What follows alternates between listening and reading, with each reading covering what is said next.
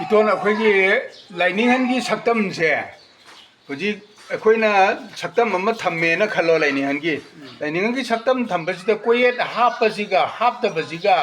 kanana sumdoino laininghangi matang dudadi koyet hapachu thengnegiba yaure phajba digi haptabadi ai kaure hapa phajba thengnebre जी souvenir 1980 की Asiatic cultural meet की souvenir दुदा Masai याम्बा सना जावना secretary ओइदना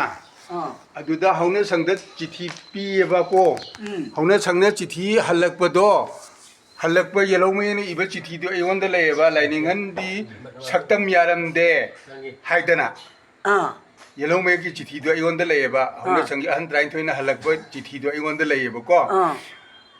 अदु ओजरसुनु लाइनिंगन सक्तम यारमदबदु हौजिति लाइनिंगन सक्तम जी खिनबा पामे खिनबा पामपसिदा कोयद हापगा हापतबगा से कनाना जुंगदगी कनाना lining हल अमा ओइबगी मतिक मयाइ जे चेनगदगी हाइदने इतोंदगी हंजगे तबुनि कोयद आई इमोने लेमनि कोय हापतबा फजबा सुलेरनि कायजो थिगंदि फजबा फजतबदुना तोंगानबा अमनि इतोन आइना हाइना चुमना लाइनिंबा लाइनिंग हन अमा हाइबसे इचम चमना कोय यावदबा आइदोंना सुम लैबदुना फब्रा कोय हापदुना फब्रा हापदि कोय छि हौना संगी अजमी दुदि मयाम यानद्रे वाथोक ओइग्रे अदुदि अखोयगिदि करम हापते मदुदि अखोयगी सलाई कोये सलाई कोये तू एशियाटिक कॉन्फ्रेंस की हाखरबनेबा पासपोर्ट फोटो ओइना हापनेबको अदुगी पोतु इतोंद लेरंगने ने लौ लापनेबा आई लेते आई सबक यामनना अदुना हुजिकी मिते लेबाकता लाइनिंगि सक्तम थमगे हायरबदी एशियाटिक कॉन्फ्रेंस ता इहालानबा सीजन नगिबा कनोदो एशियाटिक कॉन्फ्रेंस ता हाकिबा सलाई कोयेत तो अदुइना हापसी हाइबनेबा मोय अनिदा आइगी वाखलदा कोयेत हापसेरा देदोय हापसी अजमीरा येपदुदि मयाम वाथोक ओइगे अदु वाथोक ओइगिबगी वारे क्वा लेरंगनी इतोंदा उसको कावरे दुकासो यामन करना अदु हुजि कसादा हुजि तौनरिबसी मनिंग ममांग अदिसिदा अइना तोरगा सेमने अदु अदुदि हाइरिबा पोर्सी कसा लेबाक्तसु नावरेम चावबुगी हौना बुंगा इतोना मुसनागी हौना संगा मोय अनिजी कसारगी अनिदु तौलेरे कसारगी अनिदु तौबिरनु मिति लेबागी होनबेकनो हाइग्रे याना चाइग्रे अदु फैये अदु सी ngang ngamiजे करिगिनो हरबु इतोन मंगी इतोन तोमचौ अइना तिनजबगी मोयगी अनिगी मतुंग इंजरकपदा अइना फंगजब नॉलेज न हाइरिनेबा अदिचमे अदुनिदा अदुना हुजी यामना कुमना तानागदबजी अखोगी हौना बुंगलोमदगी रेकॉर्ड थारो हाइग्रेबा फोटो यावबना करिगिदमत फोटो यावरिबा अदु करिगिदमत कोय यावदरिबनो हाइबगी क्वेश्चन जे अइना एराइज तौरगा अदुगी पखोंग लोइनन हाइबिरो हाइग्रेबा नत्रगदी हयेंग सक्तम अमा सागिबजी लुपा मयामम संगदोरिबनी चंगनी अदुगा हयेंग येलकपदुदि अखोय पामदे हाइबा अरबा को पीग्रे पिरखरे होंदा जगी हाइसे हरु संगी मीना हंगेबा असीबा इनाउ सेक्रेटरी दो अदुना मोय हरु संगी मोय प्रेसिडेंट दो मैं मनाक चलगा मोय मान हाय मखोय मयाम फामिंगेदा ओजा केनो की गुलाब जागे मयुमदा फामिंगेदा मार हायबो ताहन देबो अबदा कोई सिगी सी फोटो अमा कोई अनौबसे पुतोलिसे मसी अखोय एप्रूव तौदे हायरेबा अदु हाइदबा हायग अदुनि पुतोकदे अखोय येसो नो हायगमदे येस हायगमदे बाबा हायरेबा अदुदने अखोयना उजिसे वखाताना खनबा याबो कइनो उजिक सेक्रेटरी ओरिबा असिबना हायरिबा कोयेसिना कनोगी अजमीर येपदु पामिसिरा मोयदी अदु मोयदी ओरिजिनल लाइनिंगन सिनरबदो अदु तौबिबना करी कायजे हाना अरमाइना लाइनिंगन फोटो सीजन अरमदे हाइदना सुपजना हारिजे करिनु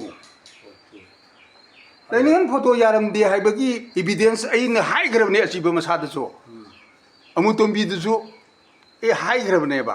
ꯑꯗꯨꯗꯤ ꯑꯩꯈꯣꯏꯒꯤ ꯁꯛꯇꯝꯗꯤ ꯂꯩꯇꯕꯅ ꯐꯗꯣꯔꯤꯕ꯭ꯔꯣ ꯁꯛꯇꯝꯗꯤ ꯂꯩꯇꯦ ꯌꯥꯗꯦ ꯅꯠꯇꯦ ꯁꯛꯇꯝꯗꯤ ꯃꯌꯥꯝꯅ ꯄꯥꯝꯅꯔꯛꯑꯦꯕ ꯑꯩꯅ ꯍꯧꯖꯤꯛ ꯄꯥꯝꯅꯩ, ꯄꯥꯝꯅꯩ. ꯑꯩ ꯍꯧꯖꯤꯛꯀꯤ ꯇꯦꯜꯂꯕ ꯀꯩꯅꯣꯁꯤꯗꯁꯨ ꯑꯩ ꯍꯥꯏꯈ꯭ꯔꯦꯕ ꯁꯛꯇꯝꯗꯤ ꯄꯥꯝꯅꯔꯛꯑꯦ ꯂꯥꯏꯅꯤꯡ ꯀꯅꯥꯅꯣ ꯃꯁꯛ ꯎꯅꯤꯡꯉꯦ ꯈꯪꯅꯤꯡꯉꯦ ꯑꯗꯣ ꯂꯥꯏꯅꯤꯡ ꯀꯅꯥꯅꯣ ꯃꯁꯛ ꯎꯅꯤꯡꯉꯦ ꯈꯪꯅꯤꯡꯉꯦ ꯍꯥꯏꯕ ꯃꯇꯝꯗ ꯃꯥꯒꯤ ꯖꯟꯃ ꯀꯨꯊꯤ ꯏꯔꯛꯄ ꯃꯇꯝꯗ ꯂꯥꯏꯅꯤꯡꯒꯤ ꯃꯁꯛꯁꯦ ꯃꯃꯥꯏ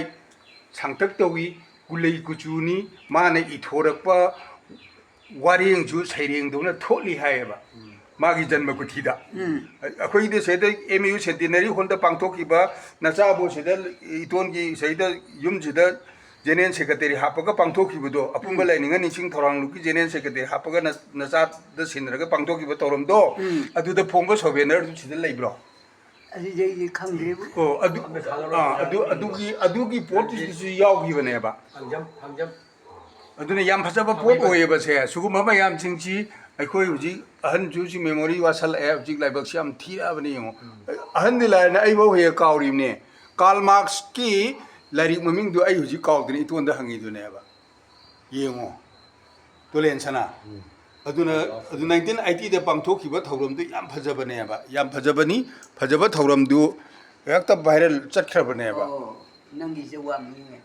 ꯑꯩ ꯍꯧꯖꯤꯛꯁꯦ ꯄꯨꯟꯁꯤ ꯋꯥꯔꯤ 이는보 하나보다 랭이는 깝기보다 이 깝벌 야우거든 아이 즉시 와팜디 뭐게 그 서고문기 나하론 가르나 마이끼디 나타바 너 이야마이 타바시고 있었다는 마타이는 뭐는 게 되잖아 인디아 프로 먹자버봐 그래 하이바 하이신바 앙아마 야오리바 너희 랭가를 그게 너희 맞죠 거기 강하더니 강내 깎기 강부도 아주도 맞다 거리 2000 거리 17,000 in 1732 मेरागी तरह तेनी पांबो निमित्ता पुया मै थागी हैबा अमना नुमा युंजि पन्नी पुंग तरा सुपली अदुना हाइबा पोतु अखोगी चिंचुबोंगी याम्बा अकाबगीदना वाक्चिंगी कुलुमदोइनी पांबर कुमारी पनी पांबरा में ओइबने पुया मै थाबसे मानद्रबा मुय अनिदु मानदबने हैबा मैगा उगका सौगमुगा होजिकी सगोमगी कंगलिपा कांगुदुगा चैथारो कुंबाबदा करिबा चैथारो कुंबाबदा 1732 गी मेरागी तरा तेनी पामदु पुया मै थायना लाइरिक मै थायना जाउबा पुंगासु तारिकासु यावने याव अदुगी पोतु अदुमाइना लेगी मोइनी